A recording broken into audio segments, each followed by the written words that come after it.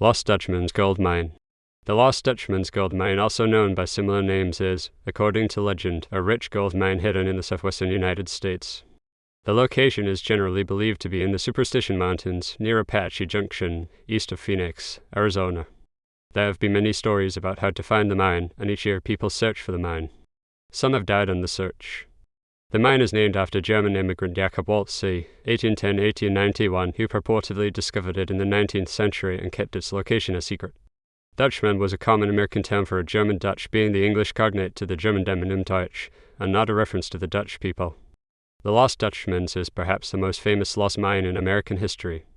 Arizona place name expert Byrd Granger wrote, as of 1977, the Lost Dutchman's story had been printed or cited at least 6 times more often than 2 other fairly well-known tales, the story of Captain Kidd's lost treasure, and the story of the Lost Pegleg mine in California. People have been seeking the Lost Dutchman's mine since at least 1892, while according to one estimate, 9,000 people annually made some effort to locate the Lost Dutchman's mine. Former Arizona Attorney General Robert Kelvin. Corbin is among those who have looked for the mine. Other Lost Dutchman's mines. Robert Blair wrote here have been at least 4 legendary Lost Dutchman's gold mines in the American West, including the famed Superstition Mountain of Jakob Waltz. One Lost Dutchman's mine is said to be in Colorado, another in California. 2 are said to be located in Arizona. Tales of these other Lost Dutchman's mines can be traced to at least the 1870s. The earliest Lost Dutchman's mine in Arizona was said to have been near Wickenburg, about 180 kilometers northwest of the Superstition Mountains. The Dutchman was allegedly discovered dead in the desert near Wickenburg in the 1870s alongside saddlebags filled with gold. Blair suggested that fragments of this legend have perhaps become attached to the mythical mine of Jakob Waltz. Stories about the mine. Granger wrote that fact and fiction blend in the tales, but that there are 3 main elements to the story. They are: first, tales of the lost Apache gold or Dr. Thorne's mine; second, tales about the Lost Dutchman's; and third, stories of the soldier's lost gold vein. The most complete version of the Lost Dutchman's story incorporates all 3 legends. Blair argued that there are kernels of truth at the heart of each of these 3 main stories, though the popular story is often badly garbled from the actual account. Other theories have materialized that speculate the mine is buried at the bottom of Apache or Roosevelt Lake. In 1977, Granger identified 62 variants of the Lost Dutchman story. Some of the variations are minor, but others are substantial, casting the story in a very different light from the other versions. Lost Apache Gold or Dr. Thorne's story. In this story, actually 2 interconnected stories, members of the Apache tribe are said to have a very rich gold mine located in the Superstition Mountains. Famed Apache Journeyman is sometimes mentioned in relation to this story. In most variants of the story, the family of a man called Miguel Peralta discovered the mine and began mining the gold there, only to be attacked or massacred by Apaches in about 1850 in the supposed Peralta massacre. Years later, a man called Dr. Thorne treats an ailing or wounded Apache, often alleged to be a chieftain, and is rewarded with a trip to a rich gold mine. He is blindfolded and taken there by a circuitous route, and is allowed to take as much gold ore as he can carry before again being escorted blindfolded from the site by the Apaches. Thorne is said to be either unwilling or unable to relocate the mine. The truth about the Peralta mine. Most likely because Pedro de Peralta had been the Spanish governor of New Mexico in the 1600s, his family name of Peralta was the inspiration for a number of legends in the American Southwest. James Rivas tried to assert that the Peralta family had a Spanish land grant and a bounty granted by the King of Spain, which included a huge swath of Arizona and New Mexico, including the Superstition Mountains. The Peralta massacre is a legend that Apaches supposedly ambushed a mining expedition the Peralta family sent into the mountains. Some carved stones in the area are referred to as Peralta stones in Spanish text, and crude maps on them are considered by some to be clues to the location of a Peralta family gold mine in the Superstition Mountains, although others believe the stones to be modern fakes. A lack of historical records leaves uncertainty as to whether a Peralta family ever had possession of land, or mines, in or near the Superstition Mountains. Blair insisted that the Peralta portion of the story is unreliable, writing, "The operation of a gold mine in the Superstitions by a Peralta family is a contrivance of 20th century writers." A man named Miguel Peralta and his family did operate a successful mine in the 1860s but near Valencia, California, not in Arizona. The mine was quite profitable, earning about $35,000 in less than 1 year. Blair described this as an unusually good return for such a small gold mine to earn in such a relatively brief period. As of 1975, ruins of the Peralta mine were standing. However, the Peralta mine eventually became unprofitable, and after the money was gone, Miguel Peralta turned to fraud. Dr. George M. Willing Jr. paid Peralta $20,000 for the mining rights for an enormous swath of land about 3 million acre in southern Arizona and New Mexico based on a deed originally granted by the Spanish Empire in the 18th century. Trouble came after Willing learned that the deed was entirely bogus. Despite his efforts, Willing was never able to recover the money he gave to Peralta. This land grant was the basis of the James Rivas Arizona land swindle. Rivas became Willing's partner and continued to try to prove the authenticity of the land grant for years after Willing's death. Blair argued that this Peralta story, well known to Arizona residents, was eventually incorporated in the Lost Dutchman story in a severely distorted version, following the renewed interest in the Lost Dutchman's mine in the 1930s.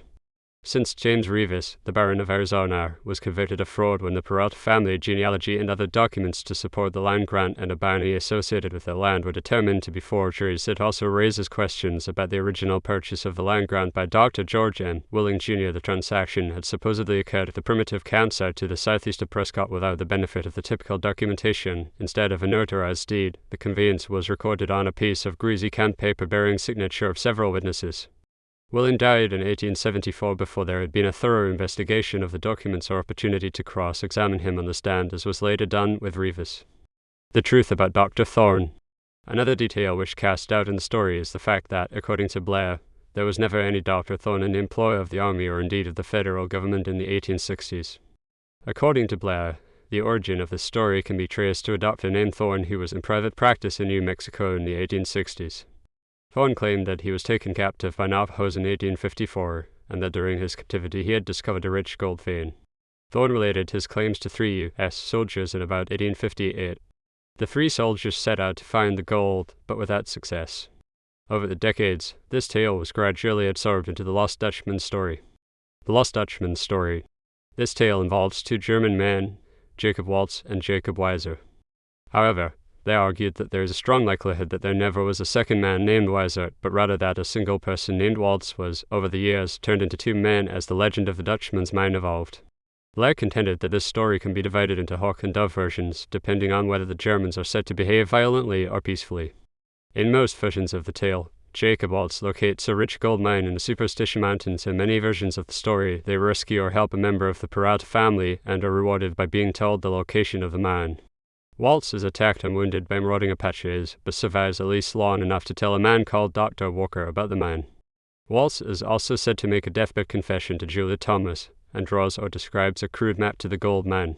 John D. Wilburn, in his book Dutchman's Lost Ledge of Gold 1990, wrote that the Boulder Gold Mine near Goldfield, Arizona, fits very well the description Jakob Waltz gave as the location of his lost mine. Furthermore, Wilburn stated that geology indicates that there is no gold in the Superstition Mountains, which are igneous in origin. However, in some versions, the mine is actually a cache put there by the Peraltas. Stories of the soldiers' lost gold vein. In yet another version of the tale, 2 or more U.S. Army soldiers are said to have discovered a vein of almost pure gold in or near the Superstition Mountains. The soldiers are alleged to have presented some of the gold, but to have been killed or to have vanished soon after. This account is usually dated to about 1870. According to Blair, the story may have its roots in the efforts of 3 U.S. soldiers to locate gold in an area of New Mexico based on an allegedly true story related to them by Dr. Thorne of New Mexico. See above. The historical Jakob Waltz.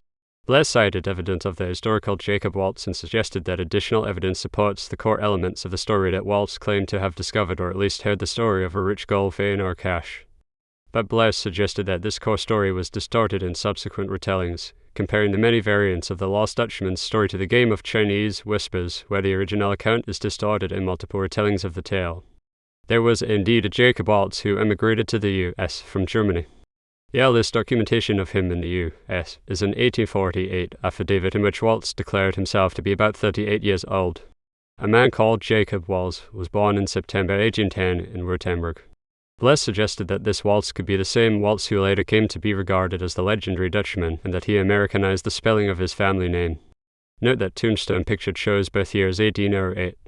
Waltz relocated to Arizona in the 1860s and stayed in the territory for most of the rest of his life. He pursued mining and prospecting, but seems to have had little luck with either.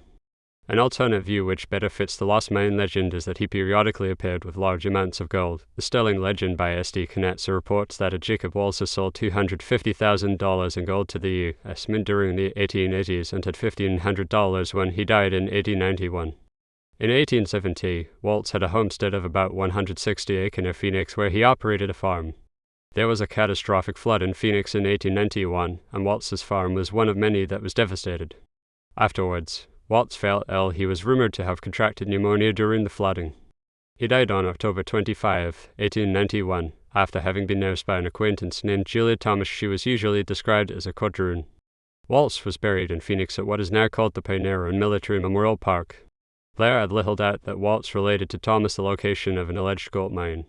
As early as September 1, 1892, the Arizona Enterprise was reporting on the efforts of Thomas and several others to locate the lost mine whose location was told to her by Waltz. After this was unsuccessful, Thomas and her partners were reported to be selling maps to the mine for $7 each. The death of Adolph Ruth. Were it not for the death of amateur explorer and treasure hunter Adolph Ruth, the story of the Lost Dutchman's mine would probably have been little more than a footnote in Arizona history as one of hundreds of lost mines rumored to be in the American West. Ruth disappeared while searching for the mine in the summer of 1931. This skull with 2 holes in it, identified as bullet holes, was recovered about 6 months after he vanished, and the story made national news, thus sparking widespread interest in the Lost Dutchman's mine. In a story that echoes some of the earlier tales, Ruth's son Owen Celsus. Ruth was said to have learned of the Peralta mine from a man called Pedro Gonzalez or Gonzalez. According to the story, in about 1912, Owen Celsus. Ruth gave some legal aid to Gonzalez, saving him from almost certain imprisonment. In gratitude, Gonzalez told Owen about the Peralta mine in the Superstition Mountains and gave him some antique maps of the site. Gonzalez claimed to be descended from the Peralta family on his mother's side. Owen passed the information to his father, Adolph, who had a long-standing interest in lost mines and amateur exploration. The elder Ruth had fallen and badly broken several bones while seeking the Lost Pegleg mine in California.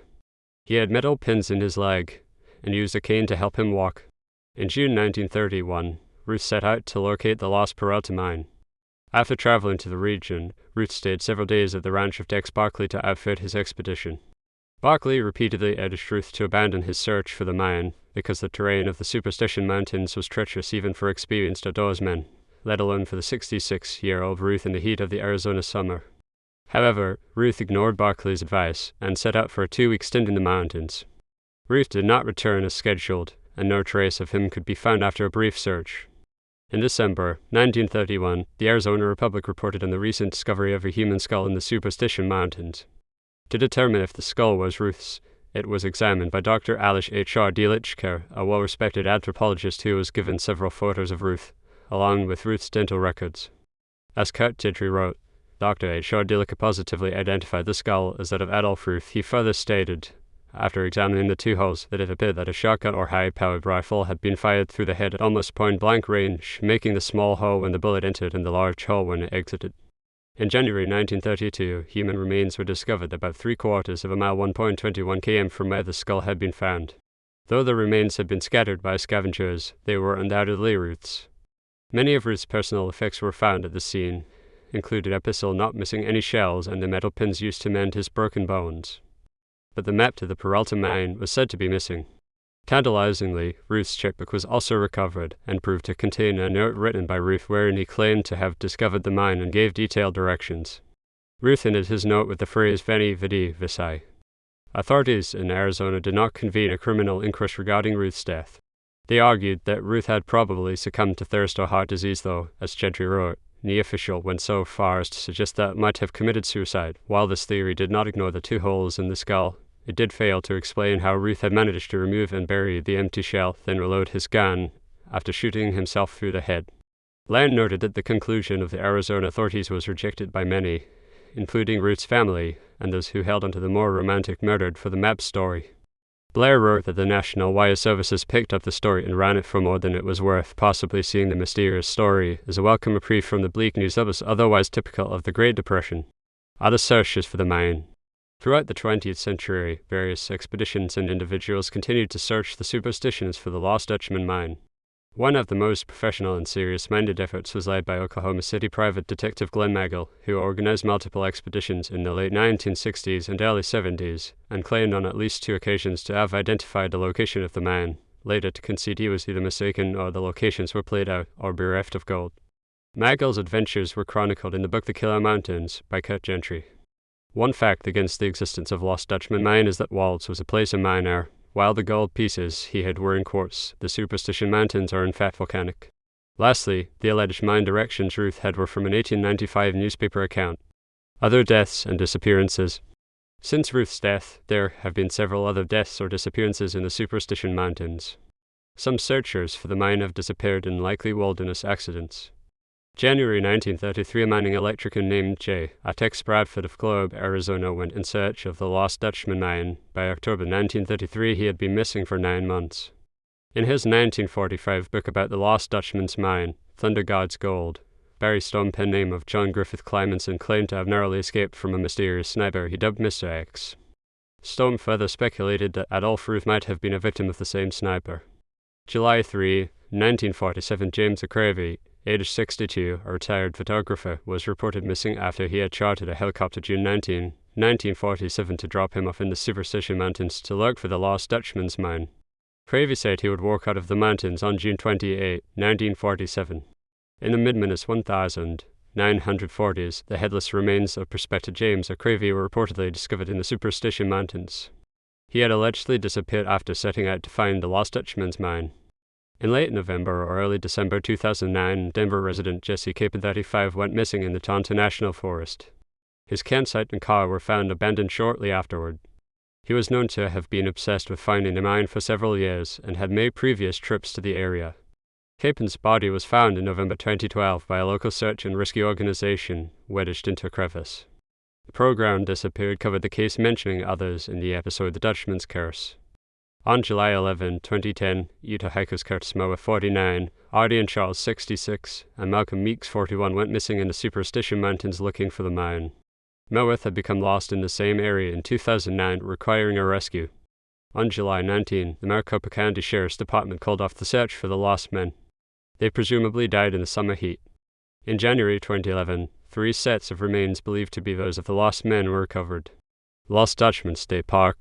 In 1977, 292-acre abutting the Tonto National Forest was set aside as the Lost Dutchman State Park. The park was expanded to 320-acre in 1983. It is easily accessible about 40 miles east of Phoenix via U.S. Highway 60, the Superstition Freeway. Hiking and camping are popular activities. There are several paths that go through the brush and cacti. The short Discovery Trail is a clear route with several placards giving the natural history of the area. In popular culture, Lost Dutchman's Mine is a text-adventure game by the programmers Guild written in AppleSoft Basic. The source code appeared as a type-in program in Byte in 1980 and 1981. Al Emeron, The Lost Dutchman's Mine is a 2006 adventure game based loosely around the myth of the Lost Dutchman's gold. The protagonist, Alamo, sets out to locate the mine and recover its riches for Rita Peralta. Lost for Gold is a 1949 Western film about the mine based on Storm's book. Dutchman's Gold was a short hit in 1960 for Walter Brennan. When the Man Comes, Follow Him episode of the CBS radio series Escape aired on April 9, 1949. The Peralta Map episode of the CBS radio series Suspense aired on March 10, 1957. Lost Dutchman Mine, a 1989 video game for various platforms. The Lost Dutchman Mine Ride was a popular attraction at Legend City Amusement Park Temp. AZ 1963-1983. The Lost Dutchman's Mine features prominently in the Lara Croft Tomb Raider 3-part graphic series entitled The Black Legion, published between December 2003 and March 2004. The Lost Dutchman's Mine is the subject of Season 6, Episode 10 of Podcast Unexplained. The Lost Dutchman's Mine is featured in Season 1, Episode 21 of the television series Unsolved Mysteries. The episode first aired on April 12, 1989. Dutchman's Cove was the Season 4, Episode 19 of Maverick, which aired January 22, 1961.